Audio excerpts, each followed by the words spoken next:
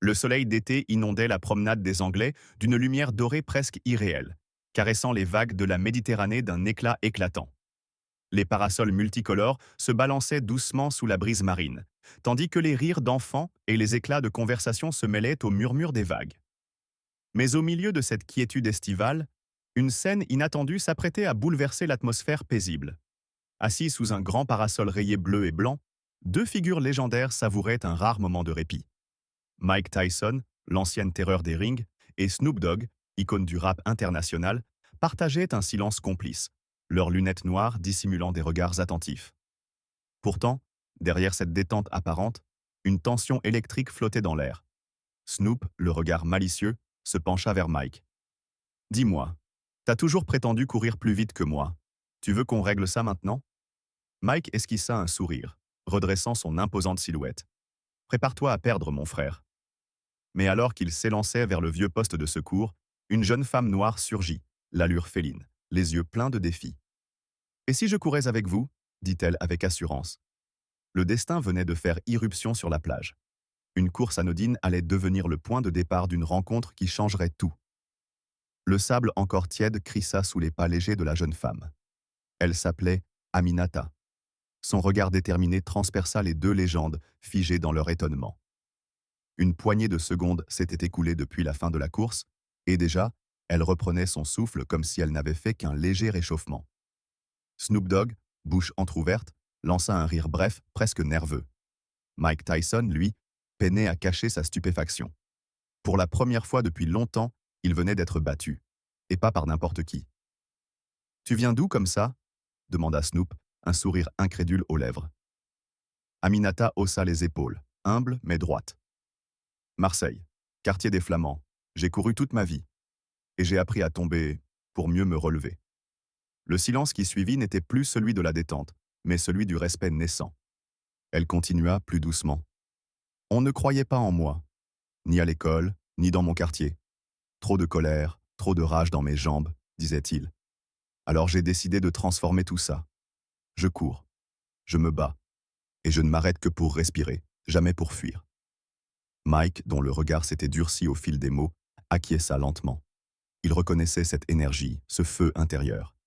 Il l'avait vu dans ses propres yeux des années plus tôt, avant les titres, avant la gloire.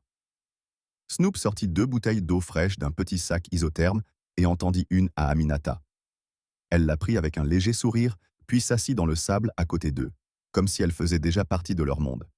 Mais une tension nouvelle s'était installée. Pas une tension entre eux, non. Quelque chose d'autre rôdait, plus loin, plus sournois. À quelques dizaines de mètres, un groupe de motards bruyants, entassés autour de leurs motos chromées, jetait des regards insistants dans leur direction. Mike le sentit immédiatement. Il connaissait ce type de regard. Lent, intrusif, chargé de jugement. Et d'un mépris glacial. Mais pour l'instant, le trio restait dans sa bulle. « Tu fais du sport de haut niveau ?» demanda Mike. « Athlétisme, judo, kickboxing. Ce n'est pas juste du sport, c'est mon armure. » Snoop sourit. « Une guerrière. » Aminata sourit en retour. Mais ses yeux ne quittèrent pas les motards. Elle aussi les avait remarqués. « Et maintenant, une question pour vous tous. Vous pensez que la rencontre entre une championne de l'ombre, une légende du ring et un roi du rap va s'arrêter là? Commentez. Si vous ressentez la tension qui monte, et si vous pensez que ça ne fait que commencer. Likez la vidéo, abonnez-vous et restez avec nous pour la suite. Croyez-moi, vous n'êtes pas prêts pour ce qui arrive. » Le soleil commençait lentement à descendre vers l'horizon, enveloppant la baie de Nice d'une lumière dorée mêlée de rouge sang. Les rires s'atténuaient, remplacés par le souffle grave de la mer et les cris lointains des mouettes. Les premiers frissons de la fin d'après-midi couraient sur les peaux salées par l'Atlantique. Sur le sable, Mike Tyson, Snoop Dogg et Aminata formaient un trio improbable. Mais l'harmonie de ce moment fragile n'était qu'un calme avant la tempête. À une vingtaine de mètres, le groupe de motards grossiers continuait de s'agiter. Ils n'étaient que 6, mais chacun d'eux semblait vouloir en valoir 10. Cuir noir, tatouages racistes à peine dissimulés, bières à la main, chaînes pendantes. Le genre d'homme qui n'avait jamais accepté l'idée qu'une femme noire puisse marcher sur la même plage qu'eux avec fierté, encore moins aux côtés de 2 légendes internationales. Le regard du plus grand, un colosse à la barbe sale et au torse nu barré d'un serpent tatoué, se fixa sur Aminata avec une intensité glaciale. Elle le sentit avant même de le voir. Il lâcha une remarque grasse et vulgaire, en français teinté d'un accent du Nord. Aminata, habituée à ces provocations, ignora. Snoop aussi entendit. Il tourna brièvement la tête, mais Mike posa une main ferme sur son bras. Pas encore. Le groupe éclata de rire. Un rire méprisant, moqueur, qui résonna comme un avertissement. Aminata se leva doucement, comme si elle avait pressenti que l'instant paisible n'était plus qu'un souvenir. « Je vais retrouver mes amis », dit-elle simplement. Mike la regarda avec attention. « Sois prudente. » Elle marcha lentement, droite, vers le bout de la plage. Mais à peine avait-elle dépassé le groupe de motards qu'un sifflement retentit. Le chef s'avança, se planta devant elle, bras écartés, sourire mauvais. « On t'a parlé, la gazelle. On n'est pas transparent. Montre un peu de respect. » Elle l'ignora, continua d'avancer, tentant de le contourner calmement. Il attrapa brusquement son poignet. Fort, trop fort. Le corps d'Aminata se tendit. Elle ne cria pas. Elle ne trembla pas. Ses yeux plongèrent dans ceux de l'homme, noir, dur comme le fer. En une fraction de seconde, son bras pivota. Le poignet du motard craqua. Un cri de douleur perça l'air. D'un geste fluide, Aminata le déséquilibra, le fit basculer et le projeta dans le sable, le souffle coupé. Il resta au sol, haletant, sonné. Un silence brutal s'abattit. Les autres motards se levèrent d'un bond, leur fureur attisée par l'humiliation. Certains crièrent des insultes racistes. L'un d'eux brandit une chaîne de moto. Ils commencèrent à avancer, menaçants. Mais il n'était non plus seul. Mike Tyson s'était levé. Il avançait lentement, ses épaules massives dessinant une silhouette imposante sur le ciel doré.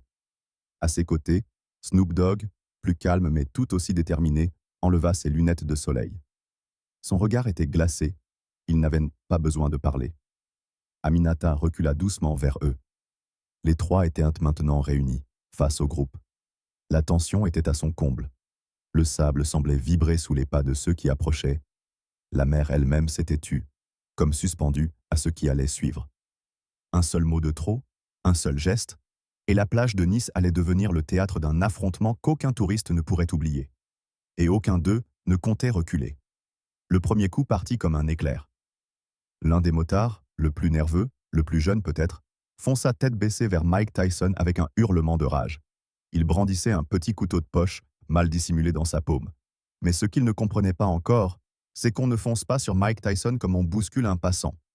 D'un simple pas de côté, Mike évita l'assaut, agrippa le bras de l'assaillant puis l'envoya valser dans le sable d'un crochet à la tempe. Le corps du motard s'écrasa sans un son. K.O. net. À peine une seconde s'était écoulée. Et déjà, l'ambiance avait basculé dans la folie.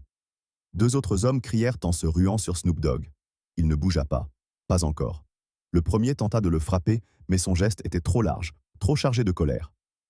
Snoop l'attrapa par le col et lui asséna un coup de genou dans l'abdomen, suivi d'un revers du poing au menton. L'homme recula, vacilla, s'effondra, suffocant. Le deuxième eut à peine le temps de comprendre ce qui se passait qu'Aminata jaillit à sa droite, pied en l'air. Un coup de pied retourné le frappa à la mâchoire avec une précision chirurgicale. Il recula en titubant, puis s'écroula comme un sac de pierre, le visage plein de sable. Les touristes, jusque-là médusés, commencèrent à reculer précipitamment. Certains criaient, d'autres filmaient, comme hypnotisés par la violence presque irréelle de la scène. Mais le chef du groupe, celui que Aminata avait projeté au sol quelques instants plus tôt, s'était relevé. La rage avait remplacé la douleur. Ses yeux injectés de sang. Il bondit de nouveau sur Aminata avec un cri guttural, ses bras tendus comme une bête sauvage. Elle pivota, esquiva, et tenta de le désarmer. Mais il était plus lourd, plus rapide que les autres. Son épaule heurta son flanc, la faisant vaciller. Et c'est là que Mike intervint. Il attrapa l'homme au vol par le col et le ceintura violemment. Puis, dans un mouvement sec, le projeta au sol avec une brutalité maîtrisée. Le corps du motard rebondit dans le sable. Il resta là, haletant, incapable de se relever.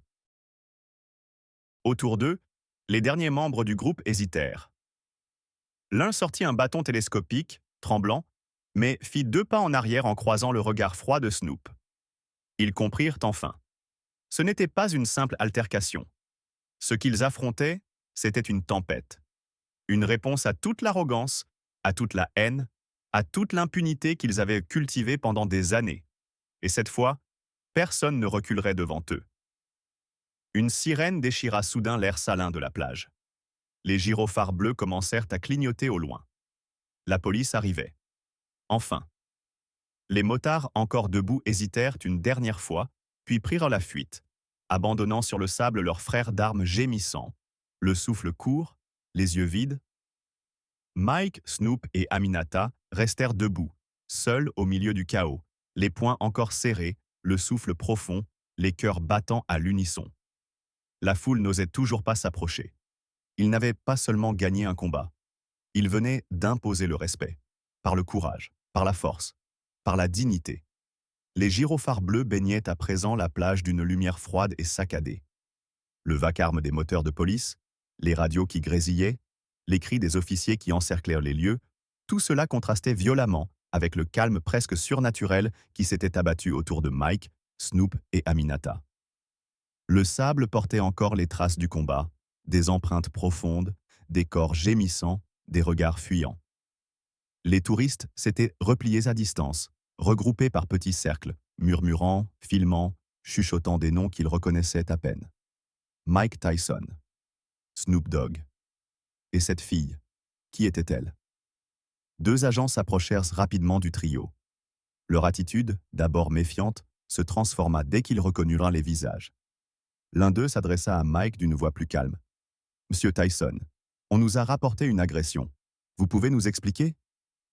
Mike ne répondit pas tout de suite. Son regard était fixé sur Aminata. Elle restait droite, mais ses épaules tressautèrent légèrement. Pas de peur, pas de fatigue. C'était autre chose. Une tension intérieure, profondément enracinée. Snoop posa doucement une main sur son bras, geste simple, mais chargé d'un respect silencieux. « Ils ont attaqué la mauvaise personne », finit par dire Mike en désignant les motards à terre. Les policiers commencèrent à interroger les témoins, à recueillir les témoignages filmés. Le chef du groupe, toujours au sol, fut menotté sans ménagement. L'arrogance qu'il arborait une heure plus tôt avait disparu, remplacée par une grimace mêlée de douleur et de honte. Aminata regardait tout cela avec une distance étrange, comme si elle assistait à une scène qu'elle connaissait déjà trop bien. Snoop le remarqua. « Ce n'était pas la première fois, hein ?» Elle tourna lentement la tête vers lui. « Non. Et ce ne sera sûrement pas la dernière. » Sa voix n'avait pas flanché. Mais dans ses yeux brillait quelque chose de plus profond que la colère. Une lucidité douloureuse. « Tu n'aurais pas dû avoir à te battre seul, » dit Mike. « Mais je l'ai fait, pendant des années. » Un silence s'installa. Les officiers passaient devant eux sans interrompre ce moment suspendu. C'était comme si la plage s'était reconfigurée. Les regards, cette fois, ne jugeaient plus. Ils admiraient. « Je n'ai jamais eu votre lumière, » reprit Aminata, sa voix plus basse. « On m'a dit que je ne valais pas mieux que ce qu'on voyait de moi. Une fille de quartier. Trop rapide, trop forte, trop noire. » Snoop souffla lentement. « Et pourtant, t'as tenu debout. » Mike s'avança d'un pas, son regard durci. « Ce que t'as fait aujourd'hui, c'est plus que tenir debout. T'as montré à tout ce monde que le respect, ça se gagne aussi dans le silence. Par les actes, pas par les cris. » Aminata baissa les yeux. Pour la première fois depuis l'affrontement, elle sembla vaciller intérieurement. Pas par faiblesse, par soulagement. Elle n'était plus seule. La police avait terminé les formalités. Plusieurs témoins vinrent spontanément saluer les trois héros de la plage. Des jeunes, des femmes, des hommes. Tous avec le même regard, celui de la reconnaissance. Alors que le soleil se couchait enfin et que les derniers rayons effleurèrent la mer, Aminata comprit que ce jour-là ne disparaîtrait pas comme les autres. Quelque chose s'était brisé, et quelque chose venait de naître. La nuit était tombée sur la baie de Nice, douce et enveloppante. Les sirènes avaient cessé, les agents de police étaient repartis après avoir reconstitué les faits, recueilli les vidéos, rassuré les témoins. La plage s'était vidée peu à peu, ne laissant derrière elle que les traces de pas effacées par les vagues et le silence des grands bouleversements. Mike Tyson, Snoop Dogg et Aminata s'étaient éloignés du tumulte. Assis sur un banc face à la mer, dans un coin plus calme, ils ne parlaient presque pas.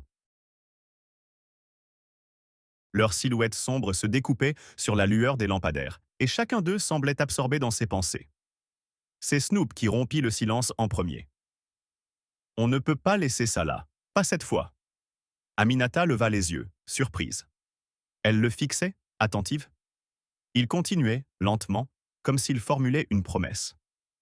Ce qu'on a vécu aujourd'hui, ce n'est pas juste une bagarre sur une plage.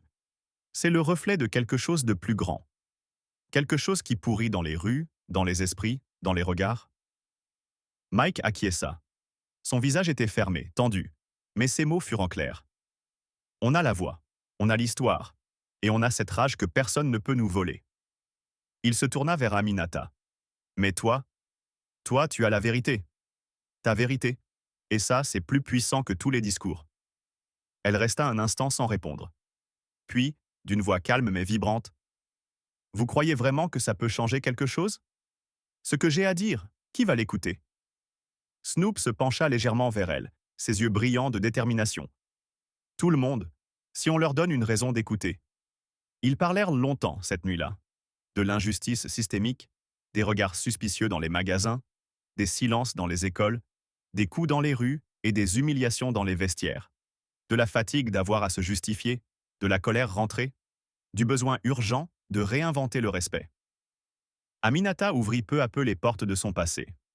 Elle raconta son enfance dans une cité oubliée, les entraînements dans un gymnase glacé, les remarques racistes d'entraîneurs jaloux, les victoires qu'on minimisait, les échecs qu'on lui jetait au visage.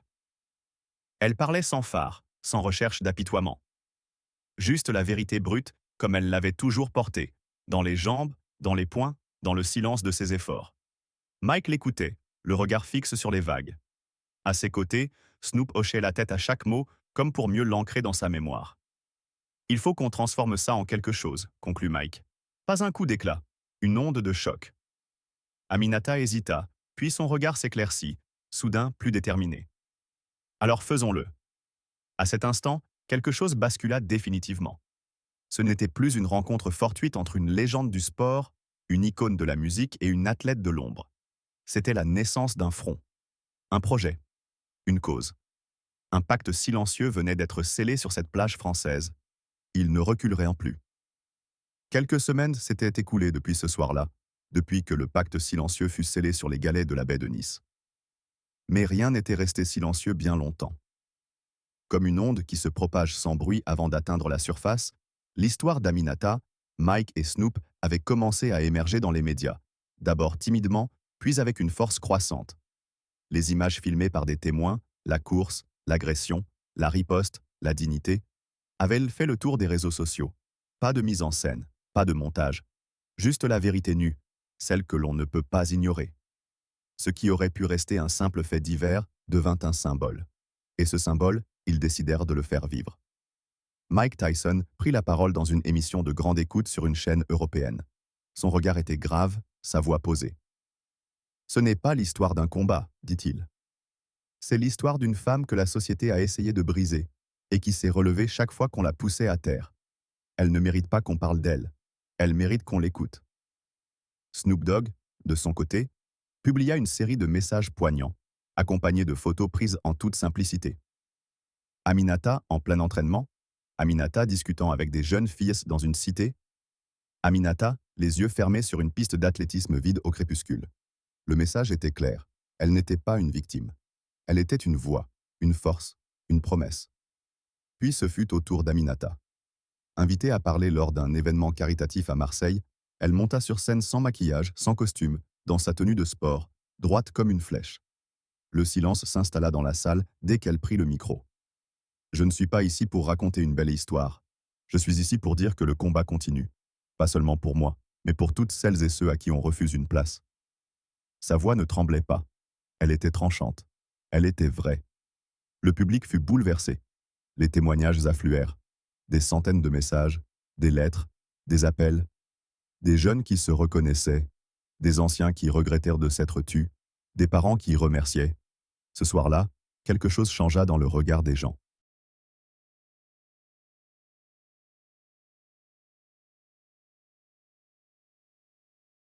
Et ce n'était que le début. Mike, Snoop et Aminata décidèrent de créer une fondation. Voix de résistance, un nom simple, clair, sans compromis. Leur objectif était double, donner la parole à ceux qu'on n'entend jamais et offrir des ressources concrètes aux jeunes issus des quartiers marginalisés. Accès au sport, à l'éducation, à la parole publique. Ils organisèrent des ateliers dans les écoles, des séminaires dans les centres culturels, des rencontres dans les prisons pour mineurs. Chaque fois, Aminata parlait, Mike parlait, Snoop parlait, mais surtout, ils écoutaient. Et partout où ils passaient, quelque chose se fissurait. Ce n'était pas une révolution bruyante. C'était une reconquête lente et implacable. Une insurrection douce mais profonde, menée par la résilience, la discipline et la vérité. Leurs visages étaient affichés dans les gares, sur les murs des stades, dans les journaux. Pas comme des célébrités, mais comme des repères. Des points de lumière pour ceux qui doutaient de pouvoir encore exister. Et pourtant, malgré cette ascension fulgurante, chacun d'eux savait que le plus dur restait à venir. Car lorsque l'on donne une voix à ceux qu'on a voulu faire taire, on attire l'attention, l'admiration, mais aussi la haine. Et dans l'ombre, certains commençaient déjà à s'agiter. Ils s'y attendaient, mais pas si tôt, pas si brutalement. Un matin d'automne, alors que les premières conférences de la Fondation Voix de résistance s'enchaînaient avec succès, une vague de boue surgit dans les médias, des rumeurs, des montages vidéo trafiqués, des accusations anonymes relayées sur des comptes douteux qui laissaient entendre qu'Aminata aurait eu des liens avec des mouvements extrémistes dans sa jeunesse. Le choc fut immédiat. Les chaînes d'information s'en emparèrent avec une avidité malsaine. Les talk-shows se déchaînèrent. Était-elle vraiment ce modèle que l'on croyait? Mike Tyson et Snoop Dogg ont-ils été manipulés par une militante radicale déguisée en héroïne? Même certains soutiens modérés commencèrent à prendre leur distance, effrayés par l'ampleur de la polémique.